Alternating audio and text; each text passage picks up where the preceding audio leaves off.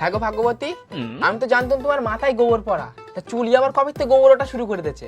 তুই কি সারাজীবন গোমড়াই থাকবি? সত্যি তাই? চুলি কোনোদিন গোবর মাখাতে শুনেছিস? ওটা হচ্ছে হেনা, ওটা মাখলে চুলে গেলেচ মারে। হ্যাঁ হেনা?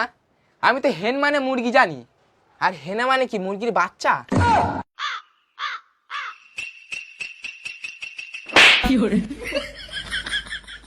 তোরে আমি জীবনে মানুষ করতে পারলুম না। তুই সারা জীবন বড় মার খাবি আর খাবি আর খাবি আর খাবি। আচ্ছা বাবা, চুলে যে হেনা করলি চুল চিকচিক করে, তুমি কি করে জানলে? মারে কি হেনা করে দিতে নাকি বলো দিনি?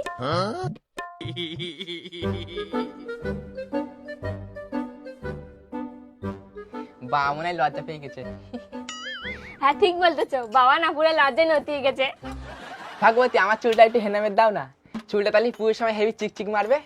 মেয়েটে তো আমার জন্য পুরো ফিদা হয়ে গেছে চারিদিকে, একটা মেয়ে পড়ে যেতেও পারে। আমি তো একটু মজা করতেছিলাম তোমার সাথে যে আমি কি মজা করি, তোমার যে আমি কি হাসানো হাসাই।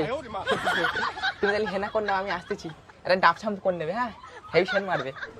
ও বৌদি, শাড়িওয়ালা চলে এসেছে তোমাদের বাড়ির ধারে। শাড়ি নিয়ে যাও, টুনির মা শাড়ি রয়েছে কম দামে, মিঠাই শাড়ি রয়েছে একটু বেশি দামে, চলে আসবে তাড়াতাড়ি। মিঠাই শাড়ি? মিঠাই শাড়ি পরলে তো আমার হেভি লাগবে। ও শাড়িওয়ালা দাদা শোনো শোনো। হ্যাঁ বৌদি, তুমি শাড়ি নেবে তো? হ্যাঁ মিঠাই শাড়ি নেবো, তুমি ঘরে চলে এসো। হ্যাঁ আসতেছি।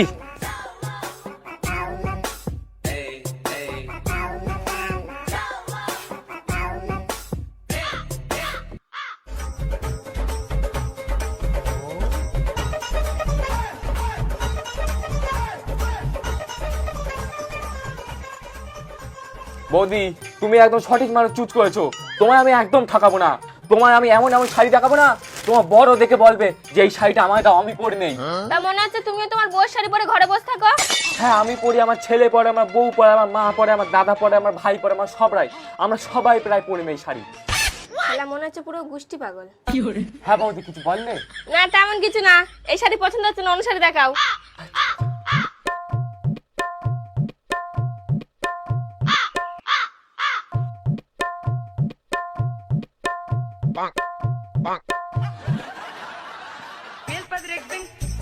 এই চিকচিকিটা বেড়াতে একদম চিকচিক করবে তোমার ওপর। এটা একটু ভালো লাগতেছে, এটাই নিয়ে নি। তালি আর দেরি কিসের বৌদি, শিগগির চল যাও, একদম সুন্দর করে সেজে এসো, দেখবে একদম মিঠাই মাল দেখতেছে তোমারে। আর মাখন লাগাতে হবে না।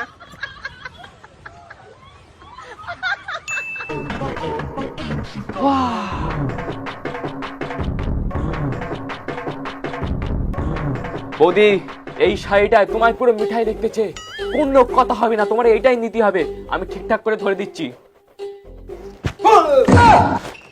হ্যান্ডসাপ, আগের জন্মে আমি টিকটকার ছিলাম, ওই জন্য আঙুল দিয়ে সোজা গুলি বেরিয়ে যায়। ও কাকু, তুমি কি ডাকাত?